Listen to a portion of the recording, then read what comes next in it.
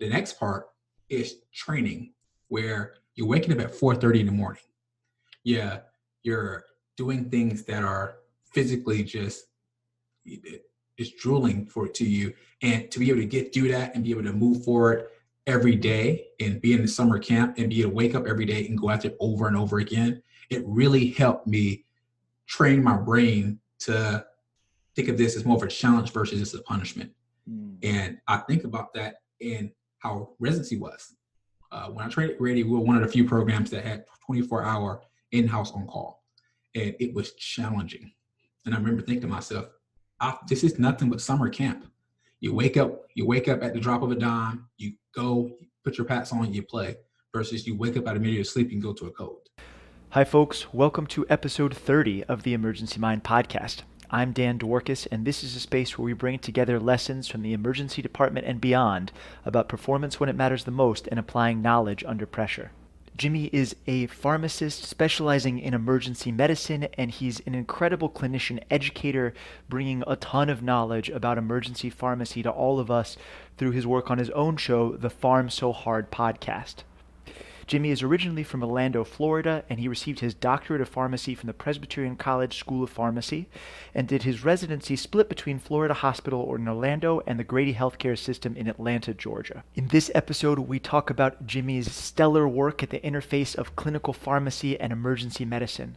We get into the key role that clinical pharmacists can play embedded in emergency medicine teams as they're doing high-performance trauma and resuscitation care.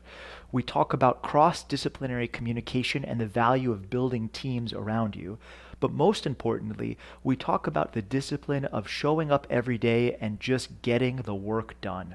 It's an awesome conversation, and I am happy to share it with you.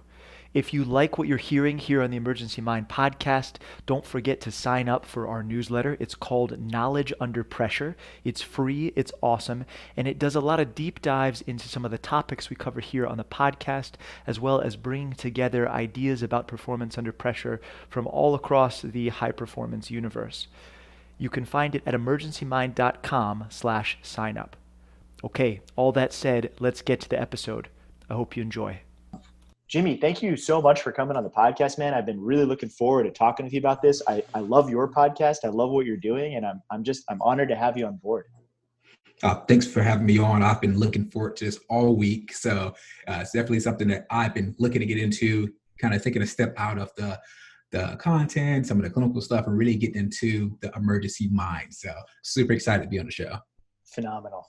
So for people that operate in different systems or even across the US or across the world or whatever, can you give everybody a quick breakdown of like what an ED clinical pharmacist is, what you do, what you're built out of, and what your mission is?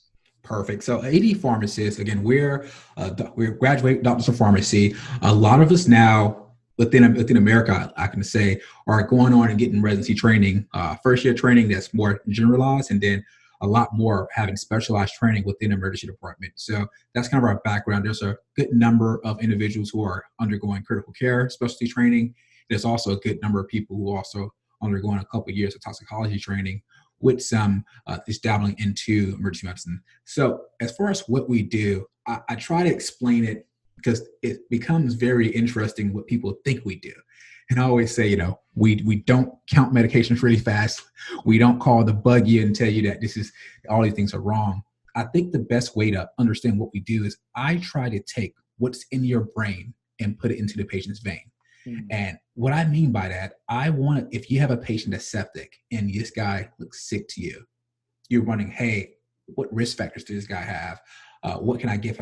I'm going to be there to get that information from you, recommend cefepime or recommend a certain antibiotic, and bring that to the bedside, compound it, get it set up for you, and actually make sure it goes into the patient. And I'm going to do that in the most efficacious, the safest, and for my hospital administrators listening, in the most cost-efficient way as well. So that's what we do. In our mission, I think a lot of us would just want to be the best team player.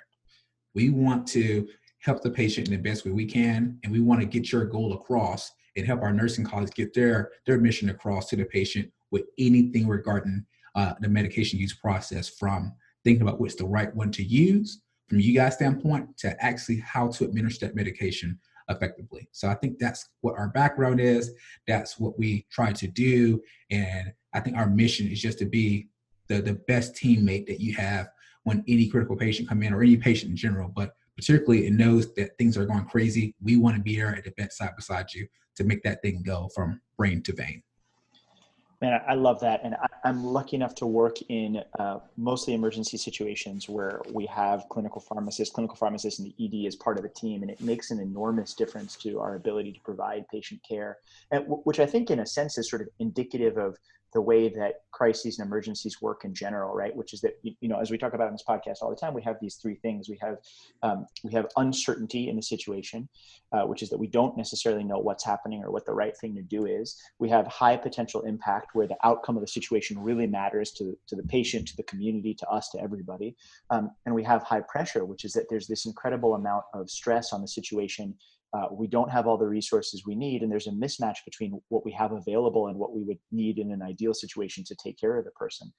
And when you mix those things together and then try to superimpose on them these fairly complicated, in some cases, questions about what the right medication is to deliver and how much and why, you end up with a really fascinating problem, which is that you're trying to do a lot of this really deep system two thinking, these really complicated trade-off analyses, but you're trying to do that, while running a full bore sprint at the same time. And it's a really hard setup. It's sort of like what one of my previous podcast guests, Lauren Allister, described as trying to do multiplication while people are screaming at you at the same time. And I think that the idea of saying, okay, well, one, recognizing, hey, that's a challenge, right? That's a challenge in the situation. And two, saying, hey, why don't we bring people together to try to solve that problem by cognitively offloading certain sets of tasks to different individuals on the team, making sure people are absolute experts in their own field, and then smashing those fields together in a productive way. I think that's a wonderful solution and a great thing to be a part of. How did you get into that? Like, what was earlier versions of Jimmy like? I think what happened was I'm traditionally a football player. I played football for 15 years. Coming up, I played defensive back, and I would like to say, the majority of my time on my toes with uncertainty and reacting to things in front of me. Went to pharmacy because I was really good at science. I was really good at math, and those things I thought just cognitively would lead me to the right pharmacy field. But one thing I noticed was that I had a hard time in some of the slower paced environments. I had a hard time when I wasn't interacting with large groups of people, when I was used to interacting with 50 plus individuals for 15 years of my life. And I was lucky enough to meet my mentor, Derek Clay, at Spartanburg Regional. And I went there one day and I was like, what does a pharmacist do in the ER? What are we going to do there? It's crazy stuff happening all the time. And went to my first code, went to my first trauma, and noticed the interactions that were there. And I was like, how do you know what they're going to ask for? How do you know why you're naming studies in the middle of a trauma resuscitation and said, hey, you want TXA crash too?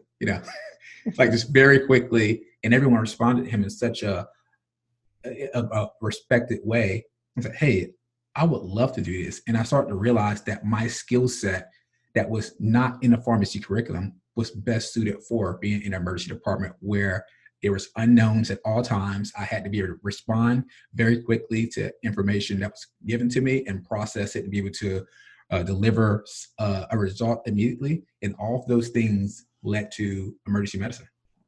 Dude, what an awesome story that is to describe that way, and so true. And like, I'm flashing back to so many different codes and trauma patients during my own training, where I was lucky enough to have, of a wide variety of ED clinical pharmacists gently nudge me and be like, Dan, I think you meant to ask for this, or like, hey, here's a slightly better way to do this. And that outsider vantage point is something that I hope that we can really talk about a lot in this podcast. And outsiders may be the wrong word, because, you all are definitely inside, you're part of the team, you're part of the unit, you're an incredibly crucial part of it.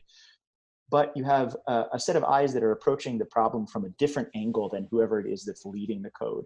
And I think that there's tremendous strength in that position. And so I'm hoping we get a chance to press on that today in terms of how people in that position can support and influence and augment and do everything possible to achieve the mission of the team. But before we do that, though, I want to go back to one thing you said, which is that, sort of like, let's press on this idea of like your time as a defensive back, really preparing you to do this role in the emergency department. And what was that like? What's the training like? What's the mental aspect of it like? Like, when did you first start thinking about, maybe as you think about yourself in a defensive back position, like, hey, the mental aspect of my game is equally important to my, my actual physical skills on the field? I think one of the key concepts is when you go from the high school level to the college level, there are so many individuals that are just as good. And to be able to separate yourself, you had to watch film. That's a part of the game where it was a cognitive level where to understand where the other individual may be at a particular time based off very small details. If he lined up 2 yards away from the sideline versus 3 yards away from the sideline, there was a higher probability of that person running a certain route. If that individual would go in motion the play before, you would have a higher probability of that person running a different route. So from that standpoint, you understand how to prepare for the game in a more cognitive manner. The next part is training, where you're waking up at 4:30 in the morning. Yeah, you're doing things that are physically just drooling to you, and to be able to do that and be able to move forward every day and be in the summer camp and be able to wake up every day and go at it over and over again, it really helped me train my brain to think of this as more of a challenge versus just a punishment. And I think about that in how residency was. When I trained at Grady, we were one of the few programs that had 24-hour in-house on-call, and it was challenging. And I remember thinking to myself, this is nothing but summer camp. You wake up at the drop of a dime, you go, you put your pats on, you play, versus you wake up out of the middle of sleep and go to a code. So some of these things started to connect for me, and I realized that training my brain to understand what the next move and anticipate the next move from a defensive back standpoint helped me anticipate when their provider's going to ask for calcium in a code. It helped me anticipate when I saw a particular rhythm and I saw my team's response to a particular rhythm in a code, what medications to have prepped and ready to go. And all of these things really, I think, led to me being in a more comfortable position to be in the emergency department, just due to the fact that I was so used to uncertainty. I'm gonna butcher this quote probably, but there's a quote from the Japanese swordsman Miyamada Musashi in the Book of Five Rings that says, if you know the way broadly, you will begin to see it in all things. And what he's describing in that is his effort as a swordsman, which is that when he studies deeply his craft, the more he dives into his craft, the more it crosses over to other parts of his life from one thing to another. And the principles that underlie his craft as a swordsman underlie basically anything else that he does. And it strikes me that that's sort of what you're saying from this, which is that when you wake up and and you're seeing yourself in a code and you're struggling with how to get through that, when you're still sort of training yourself and you say, hey, this is me putting on the pads and going to work, like, that's awesome, man. What an amazing thing to be able to sort of cross-pollinate your ideas like that. How did that, like, when you say that framework of like, hey, I'm going to watch film, I'm going to train, I'm going to push myself, I'm going to study the mental part, how was that given to you? Was that taught to you? Was that something you developed yourself? Was that like in the locker room, after practice, like, hey guys, how are you training your mind? Like, what was that situation like? No, I really think it was something that you just picked up from, the great players. And the thing you would always hear, it was always favorable to be watching film after practice. It was always favorable to do extra sprints. And the guys who are great Hall of Fame players like Ray Lewis, they had a mental edge. That was one thing that they always had, was a mental edge. And those were the things for me that I thought that, hey, I may not be 6'1", 240, but I can watch film every day. I may not can bench press 400 pounds, but I can stay after and get a few more reps. And it became to the point to where I took great pride in knowing that mentally I was going to be prepared, or my teammate or my competitor may not have been prepared. And for me, I knew that the one thing I could do is be obsessed with my training regimen, and I can be obsessed with mentally dominate someone within the game. And that for me just led to a continuous cycle of, hey, if I'm pretty good at this, I can do this and not get tired. And I really enjoy this. And just getting on the field, and when someone knew that you knew to play, and within football, there's a physical punishment to someone not knowing where to be. And I really enjoyed capitalizing on that. And I always thought of the look in someone's eyes right before you hit them. This is, it's about 10, 12 years ago when the game was a little bit more violent. I just remembered that mental thought pattern, and it would make me, hey, I got to study a little bit more. I have to put myself in position to win, because if I don't, then they will have a mental edge on me, and they may already have a physical edge. My first game that I played was against Clemson. And the first receiver that I ever covered was DeAndre Hopkins. He's having a phenomenal career right now. The first person I lined up against was against him, and he just last week caught a Hail Mary that won them the game. He's one of the highest paid receivers in the NFL right now. Right. So I knew very quickly that I wouldn't be the tallest, I would be the fastest, I wouldn't jump the highest. But I think mentally being able to prepare myself to be in better position really took me to the next edge. And I enjoyed that superiority in a sense within a locker room, that Jimmy was always going to be prepared. And I think once I got that reputation, it fed to me doing more and more. And it was very successful for me. Jimmy, I love that concept of pride and preparation, and knowing that you can't control everything. You can't control what else comes on the field. You can't control the patients you get in the ER, but you can control your preparation, and you can take pride in being incredibly prepared to deploy your skill under pressure.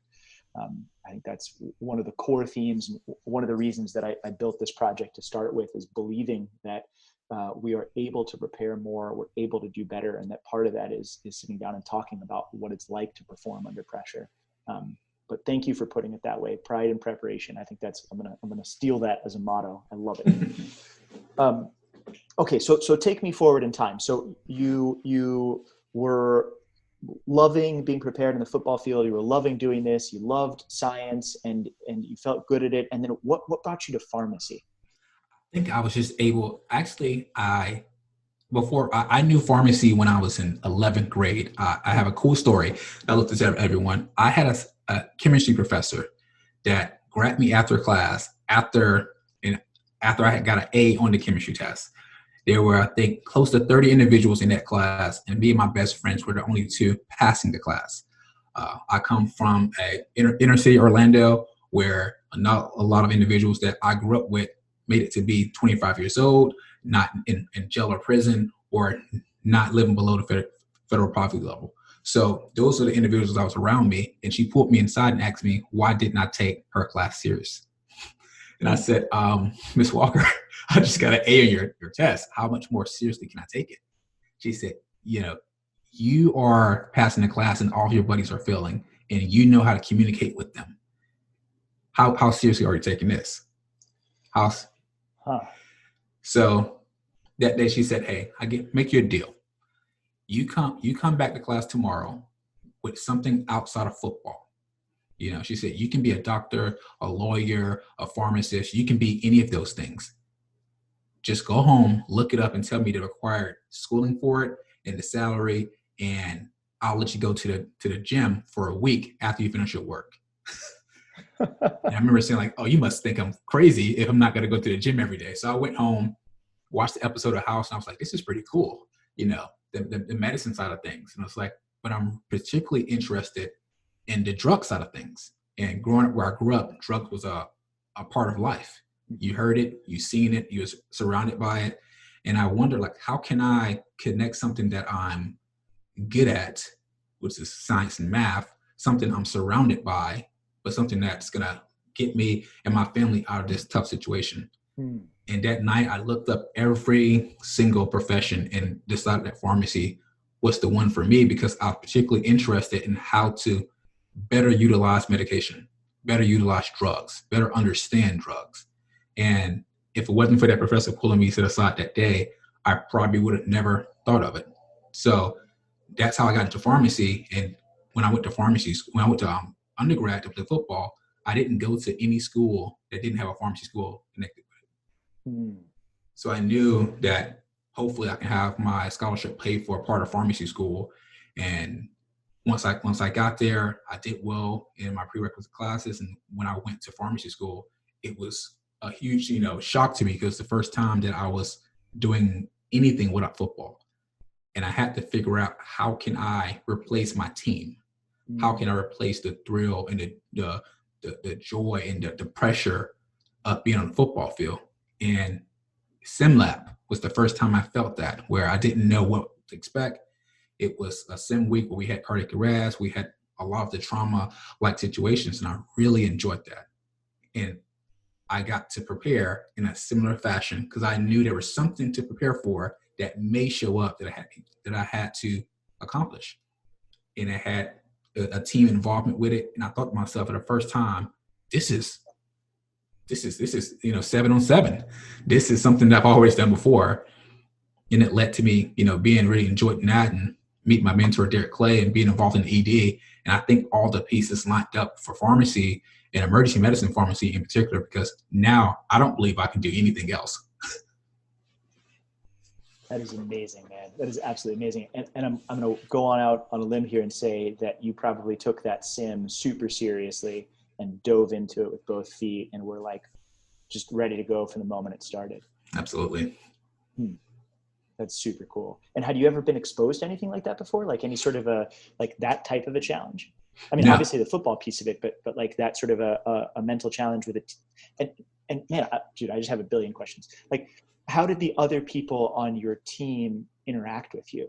Because I would imagine that, fairly naively, that the other folks on your football team were in some sense similarly motivated. You had a very clear cut, very well-defined goal that you all were working towards. You had a coach that guided you. You had a general philosophy of your team. Like you had a locker room that you prepped in ahead of time.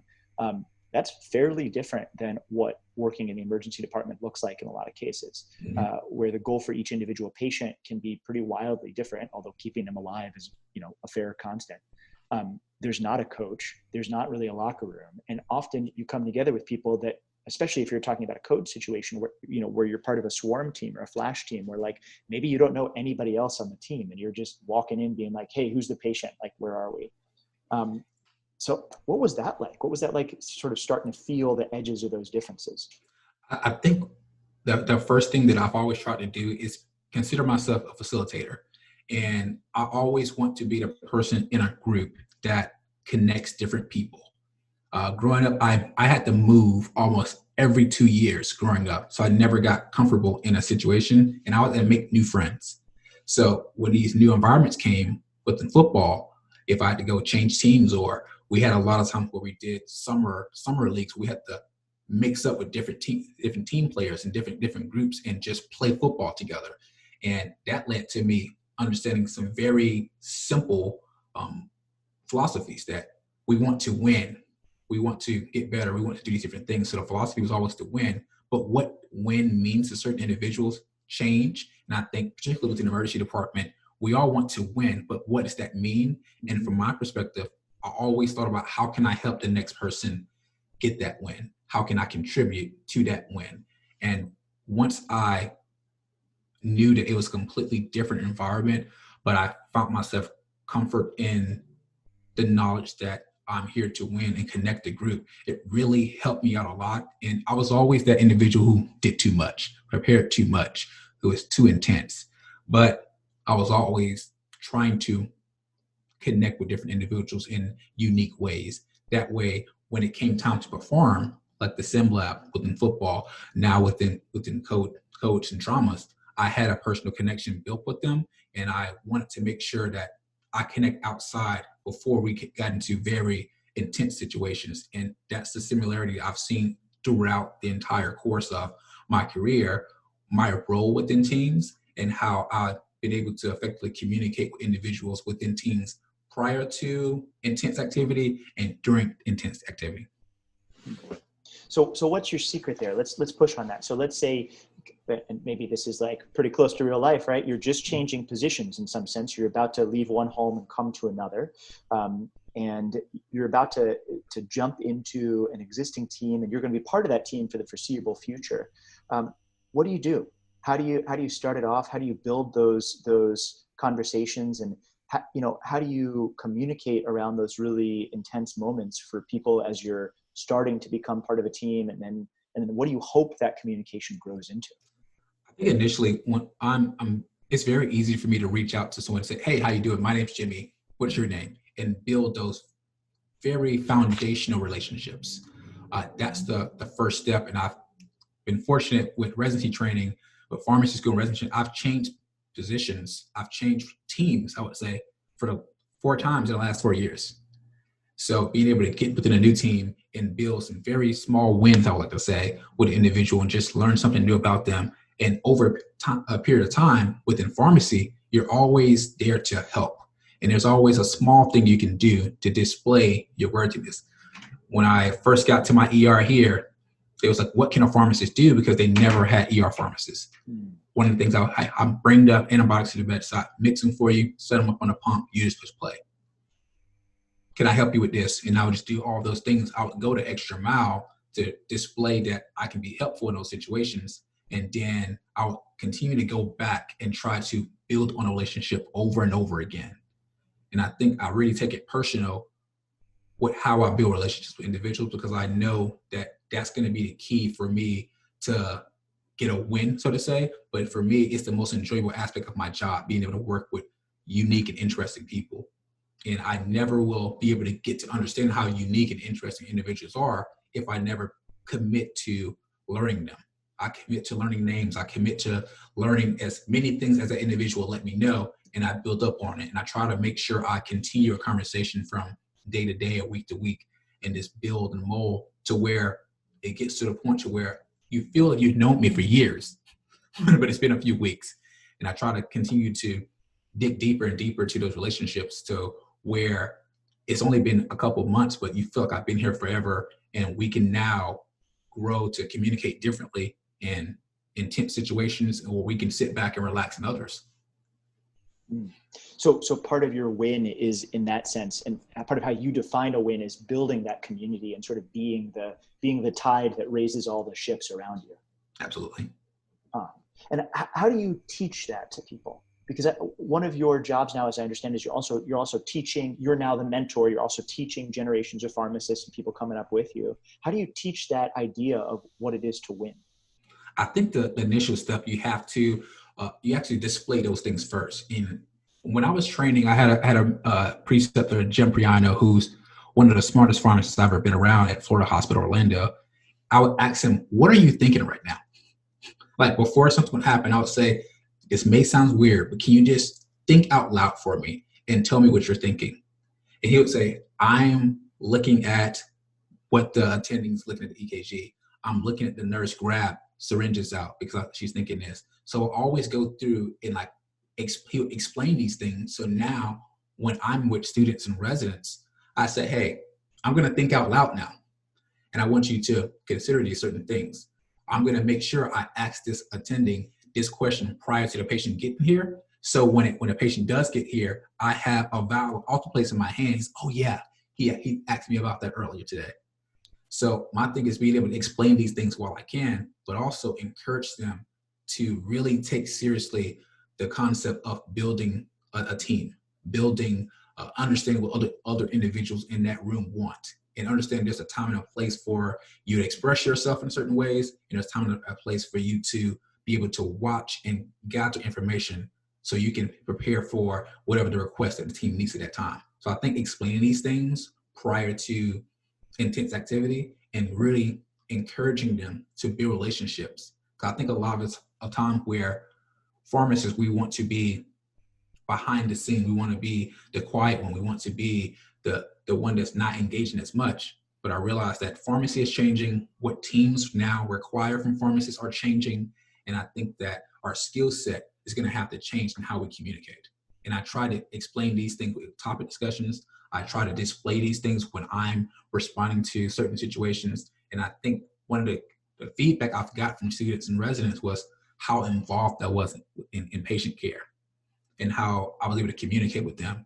And I would step out and say, "Hey, I want you to take over that same level of communication or attempt to, and we can continue to build on top of that. So I think just displaying it, modeling that behavior, thinking out loud to where they can gather what you're thinking about at the time, and then pushing them into that position and say, this is what I expect you to do. Since you've watched me do it, you've heard me talk about it. Now I'm going to coach you to build those relationships, to build that teamwork, and you can see how it responds for you.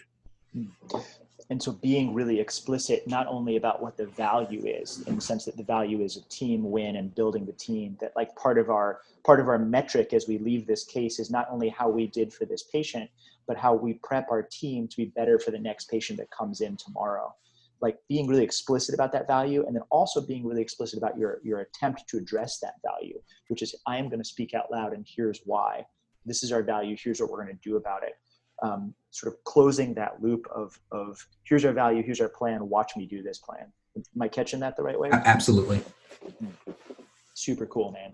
But so how do you apply that to the situation of like a swarm team or an X team? So this is something we've talked about a couple of times again on the podcast, which is that in certain circumstances, we apply our emergency knowledge, or we apply knowledge under pressure, sort of on our home turf, right? We expect it. We have our setup, we have our equipment, we have our team that we've been building, whether we're in the emergency department or somewhere else.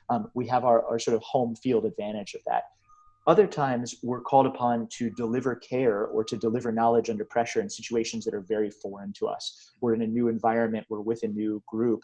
And a particular extreme example of that is something that might be called an X team or a swarm team, where groups of individuals with very disparate training sets gather at a particular point in space and time to deliver care or to accomplish a mission. It's a really ad hoc team.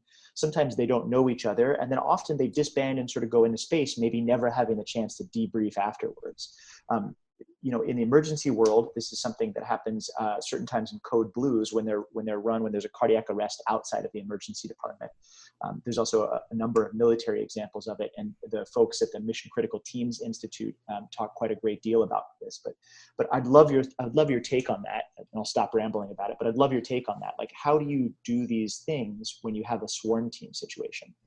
I think the first part is going to be prepping yourself for those situations. And you have very small instances where you have a code on the floor where no one knows who you are when you walk in. And I think identifying myself as the pharmacist and identifying, the team lead at that time, I try to be my communication changes rapidly. It's very close-ended. Hi, I'm the pharmacist. I'll be taking over this for you. Sometimes people don't necessarily feel okay with that, but the end result usually is a nurse or whoever's managing the medication at the time will gladly hand those things over to me, because I'm very assertive in those situations, and I like to be very close-ended. If there's a post check and no one's listening, I repeat that, hey, post check coming now, 10 seconds. If there's a medication that's called for, I want epi. Epi's prepared now. Epi's ready. Epi's administered. This is done. I always ask for recaps at certain time periods, and I say, this is what's been done from a pharmacy perspective without being asked. And I think a lot of times I build respect and rapport just within those few moments. And I think sometimes it may rub people the wrong way. However, when it comes to going within a team that I don't know, I feel comfortable knowing that I'm going to get the information that I need to do my job and be able to anticipate the needs of the team by the way I communicate, by the intensity of my voice, the type of language that I'm displaying. It really works really well in traumas as well, because I don't know how your residents are there. We have a different group of general surgery that rotates each month. So I may not know these residents, and we only get the second and fourth years.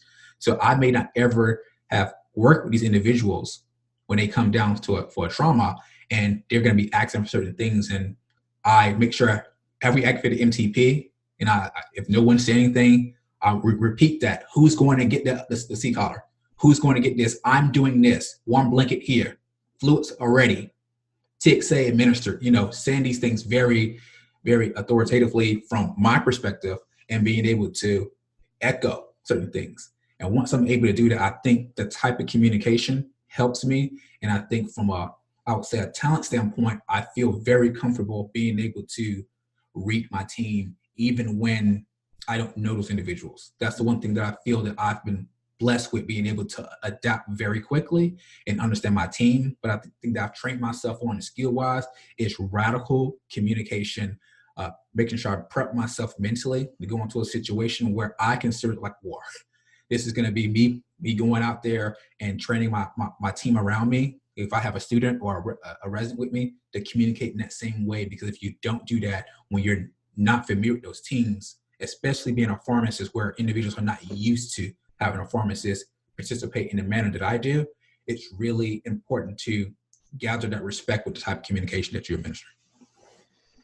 I 100% agree with you on that. I think the way that you set the tone through your communication, especially when you are stepping into a group of people that don't know each other, is critically important.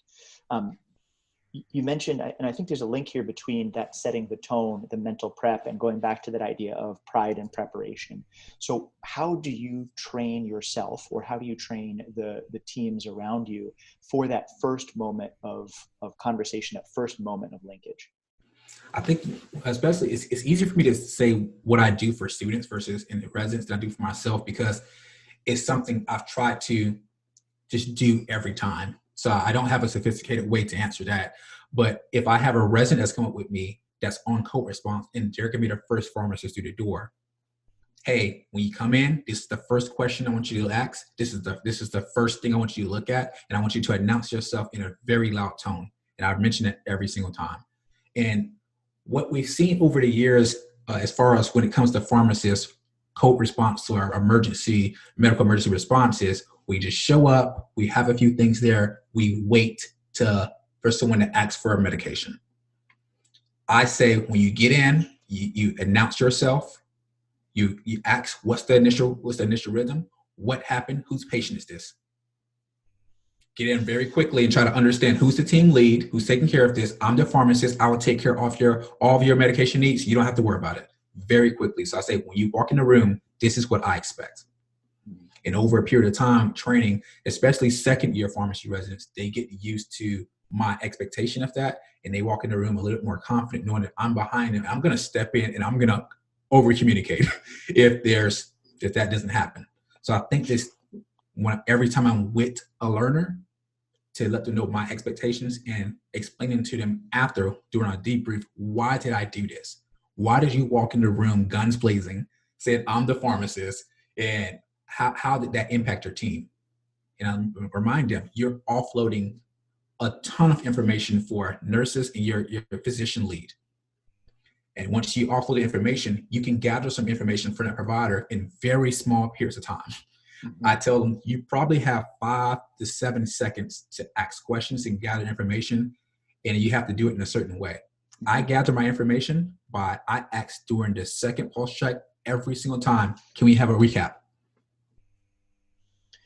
Yeah, man, that's so good. And I'm like nodding vigorously over here, although nobody can see me. But I think that's incredibly important, to have your sense of timing, to have your sense of exchange with the other members of the team like that. And the way I was always trained was to walk in, being the person who's going to be the physician code leader, to walk in and immediately say, I'm the ER doctor, who's in charge? And then if there's somebody in charge, to ask, again, very close loop, very forceful, very to the point, do you want me to take over? Or do you have control? Is it probably a better way to ask that, to be honest. And then if it's usually pretty obvious quite quickly if the person leading the room at the moment has control or not. And then if there's nobody identified, or if that person doesn't have control, to say out loud, I have control, this is what we're doing, and then move immediately forward with it. Mm-hmm. And to know that what that allows you to do is, like you said, it's not only offloading the actual knowledge base, it's offloading the worry and the anxiety that happens in a team when the command and control structure isn't obvious. I think when people know where they fit into the protocol, when we have our team slots identified, we know what our roles are, that alleviates anxiety and it lets people focus on their technical skill and the deployment of that technical skill. Absolutely. And it also opens the realm for really creative, phenomenal, these sort of like out there approaches to problem solving. Like we have to get through the initial basic block and tackling before we can get to that. Man, I want to run a code with you now. That sounds amazing. Like, I hope nobody suffers a cardiac arrest, but if they do and we happen to be there, that's probably pretty fun. In the best way possible. I mean that. But yeah, but I think that modeling that for the people around us, and not just for the people that are, below us or the people that we're training, the people above us, the people next to us, everybody, to say, hey, this is the type of communication that works in this circumstance. This is what helps us convey our meaning quickly and coherently, and this is what allows us to focus our energy where it's most needed. There's that other thing that you said about when is it the appropriate time to pass information back and forth, and like what's the right way to do that. That makes me think of something you and I were sort of kicking around on the phone before when we were setting this whole talk up, which was the idea of, if you're not the lead, if you're anybody other than the one sort of driving the ship, how do you nudge people? How do you get people to see an opportunity that you see that maybe they don't? And how do you move them into that? And that'll get us back, hopefully, to what we talked about at the beginning, which is that different vantage point about what's happening. So absolutely. What's that? Absolutely. That's one thing that I try to explain to our different colleagues. What we bring to the table is that I'm looking at something and I won't disrupt you from what you're doing, but I'll provide subtle hints that I know that would get there. So, for example, I like to, again, I ask for recaps, or I ask certain questions that's within your realm of thinking already. Physicians have been taught to do a recap. Those things are not outlandish. But when I ask that recap, I'm counting in my head, how many EPIs did you give? And I'll say, hey, we've administered 7 EPIs. How do you feel about that? Not good. Yeah. And some people, and that helps them, for one, say, okay, there's a group of physicians that will say, I don't want to administer any more epi. I've maxed out that amount. And I'm okay with that. There's another group that will say, I want to continue giving epi for this many times. So it actually focuses on the drug administration, and it gives a plan for that. I want a plan so I can know, hey, if you're going to continue giving epi, I need to gather a nurse or another colleague to grab me 5 more from another code card, or go to another area to get that. Or it becomes situations where we heard the report, and in my opinion, my limited opinion, it may be a suggestion to see if this patient have the PE. I would say, hey, do we have an ultrasound in the room? And I won't ask the team lead that. I may just ask someone else that's around. And once when someone hear me ask that, they say, hey, 9 times out of 10, hey, can we get another physician to put the probe on the patient for the next pulse check? Or I say, ask RT, hey, do you have an end title connected to that? Again, enough in a manner that I'm not disrupting the voice of the team lead, but doing it in a fashion to where I can communicate side by side with the RT or to someone else, to where the team lead can hear me very, very lightly, but I'm not over communicating within their code or speaking when they're speaking. And what happens a lot of time is, oh, the end title is not connected. Hey, I want that. They would hear the response to that, and then they would ask for those things. So I've got used to asking for things in a manner that I want the team lead to make a decision off of. I present a question. I want to be a nudge for him or her to make a decision based off the information that I'm providing, or the information that we do not have. And I try to do these things based off what we have evidence on, and based off things I can make an intervention, or my provider can make an intervention off of. Are there lung sliding? Are these things, is this information available to us? How does this patient go down? And once, again, it happens so many times where I mention these things and they say, hey, do you have TPA? I say, yes, I do. With those, again, I have 50 milligrams, which is what the hospital protocol would say. I can have it ready for you in 2 minutes. How would you like, if I do administer this, we're talking about 15 to 20 minutes in addition. Are you prepared to run the code for that much longer? And I think those conversations really help me, and it's more pronounced in code situations, but it happens in other situations as well. We go on to see a patient that potentially have sepsis. They're coming from a nursing home. Their blood pressure on the softer side. Hey, what's your thoughts on the volume status? When would you like to start pressors? I ask these things, or I have the pressors already hanging on the pump. I'm just going to have this here just in case. And it allows them to say, hey, I'm going to do a passive leg raise. I'm going to place an ALA. I'm going to do these things. And then the medication is already there. But from my perspective, I can only provide so much information and provide so many recommendations that's outside of pharmacy. However, I can nudge for you, the provider, to get information that you can make decisions off of that I have solutions for. And I try my best to have things prepared before you ask for it, because I'm thinking ahead. And one of the things that I teach students and residents is, from a pharmacy perspective, you should be 5 to 10 minutes ahead, just pharmacy wise, of your team. If the patient has a low blood pressure, you can identify that. The providers can identify that. What are you going to do about that? And have those solutions at the bedside so your team can decide to use or not use those things immediately. Man, I love that. And there's so many different directions to so many good things in what you just said right there. I absolutely love that. You know, and it's sort of the counterpoint in a sense to what I teach my residents to say, which is when there's a pause in the action of a code, or you reach a point where you don't really know what the next step is to proceed, to say out loud, hey team, this is my hypothesis. This is my summary. Who has a different idea? Where's the disconfirming evidence? What am I missing? What am I not seeing? And really try to pull that information into the center so everybody in the room has that shared mental model of what's happening. And what you're describing is almost the counterpoint to that, the push approach to it, which is like, hey, here's a thing we could be thinking about. Like, is this part of our mental model? That, you know, I mean, efficiently and hopefully optimally, we'd be doing both of those things. We'd be pushing information when it's not obvious, and then pulling information at certain points during the exchange as well. And, you know, I just finished this book called Turn the Ship Around by David Marquette, he was the commander of a nuclear submarine.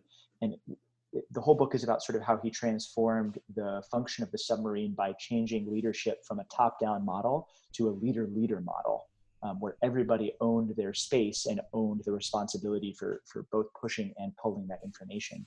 And at the end of the book, he talks about how when they had their review, the reviewer said, look, your guys tried to make as many mistakes as everybody else did, because that's part of human nature. But the systems that you had and the ownership that everybody had about their areas prevented those mistakes from happening. So those mistakes actually didn't get made. And I love that idea, because I think it applies so much to code situations where there's much less time, there's much less ability to sort of hash things through in the moment. But when you switch gears and you talk about what's happening in the next room over, man, that is pride in preparation, right? Because how we communicate, how we handle our situations in the lower intensity moments, that's the graduated pressure ramp to how we handle our situations in the high intensity moments. And, you know, we perform like we practice. And that's such an important thing to have that not only in that code room, but in all that we do. So, Absolutely. Dude, thank you for that. That's just like a gold mine of stuff to think through right there.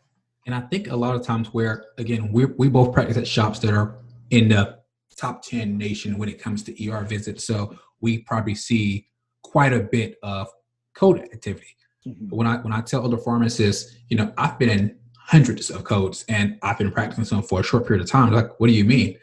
So I get to see those environments, but I think the more important, where we can provide more of a benefit that doesn't have, you know, a 95 to 90% mortality rate, is in those other cases where we have a patient that has AFib. And I'm asking myself, how can I prepare a pharmacy package, I would like to say, a pharmacy care package for my team before they need it, based off the information that I'm able to collect. Again, being a clinical pharmacist, having additional training, being at the bedside, part of my training being from physicians. I was fortunate enough to have a physician rotation where I basically acted as a medical student for like a month and a half. So where I can collect information and make assumptions off of that, but bring that information to my attending and they can clarify it a little bit more. So taking that knowledge, taking that information, and again, appropriately inserting questions or appropriately nudging at times to gather a better picture from a diagnostic standpoint to help shore up the package that I have for you from a pharmacy side of things. So I can't stress that there's a fine line to walk, because there could be certain teams that you can be part of, but that type of communication may not work. that type of communication may not be encouraged or appreciated. But I think building those relationships that we talked about before helps you understand when those situations are appropriate and not. Certainly, and the closed, clipped, hyper-focused communication that we use in a swarm team we've never been in before in a code situation is obviously vastly different than the conversation. Well, I guess I shouldn't say obviously, is vastly different than the conversation we're likely to have back and forth in a lower acuity patient in our home turf when we're learning at the same time that we're going, and it probably should be different. And again, there's a great article, which I'll put in the show notes for this, from the Mission Critical Team Institute, where they analyzed communication patterns among multi-operator teams in cardiothoracic surgery, and were able to chart sort of the exact moment in time when the team switched from a low acuity, low stress sort of routine mode to a high acuity, hypervigilant sort of sterile cockpit mode, and how the communication changed during that interval. But that's a skill, right? Like knowing how to recognize the tone and the pace of the room and what's about to happen next. That's a skill that comes, like you said, from watching film, right? From anticipating and watching what happens and learning the cues of the people around you. What are they, how are they doing? How are they feeling? Are they stressed? Are they tired? Are they happy? And being able to anticipate what happens next and knowing, hey, there's a sea change coming. Therefore, I will change my communication metric or my communication method. I don't know what my question is at the end of that. I'm gonna have to think about that, but I've got a lot of ideas circulating in there. I think we kind of hit the last part pretty key, what we want to do. Good. As far as like how to, drive from the passenger seat, I would like to say. And I think I want to kind of emphasize in there that sometimes this may be more appropriate for resident physicians. This may be more appropriate for, individuals who are just starting a career, where you may have practitioners who are nurses, pharmacists, or respiratory therapists that have seen certain cases in a certain way, and being mindful of learning. Because you don't want to say, hey, have you done this yet? And the attending walks in and the resident's sitting there, and it's not necessarily the appropriate time, place, and situation for those things. And I think just being mindful of that and trying to give certain clues to find certain things out without me even saying anything. Like having the calcium in my hand, walking towards the patient and looking at the provider and say, oh, I want calcium now. Absolutely. Absolutely. Or just showing a provider a TPA before a patient gets in and hearing that a patient was short of breath and became apneic and now 5 minutes away. Just having those certain clues, I would say, because we don't think about it all the time, but having certain things in your way and communicating beforehand can really help out certain situations where if I anticipate hyperkalemia, that's an in-state dialysis patient, I ask someone loudly, hey, can you go get an insulin valve for me? Can you go get more calcium for me? This may be an okay one for bicarb. Saying those things, I call it teaching out loud, where I'm teaching a student or a learner in the appropriate time before we get the room set that will clue in other team members to certain things that they're not even paying attention to. And I try to do that as often as I can when the situation is appropriate. But I think that sometimes you don't necessarily have to say those things, or you can just give certain clues. And we're fortunate to where a pharmacist end product is something that's physical, that's tangible, that I can show someone, and we can provide those clues to our team. So I think that's something I want to emphasize there, and realize that it's not always about talking in certain situations. It's more about giving the team lead or giving an individual clues to what you're thinking from the data you've gathered for them to make an appropriate decision off of it.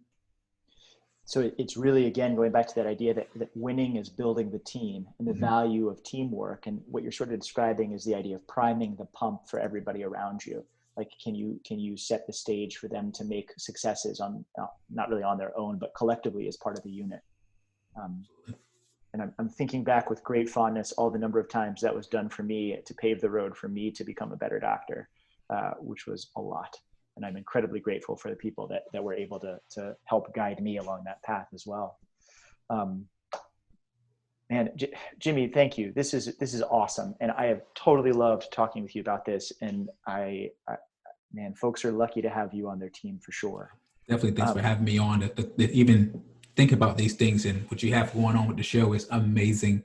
I think it's going to help not just, and I think you did a great job of saying this is not just for physicians, it's not just for healthcare workers. This is something that I hope that can prime to everyone, whether, you're an EMS worker or you're a firefighter. Just the type of communication that we have within teams can be the glue for success.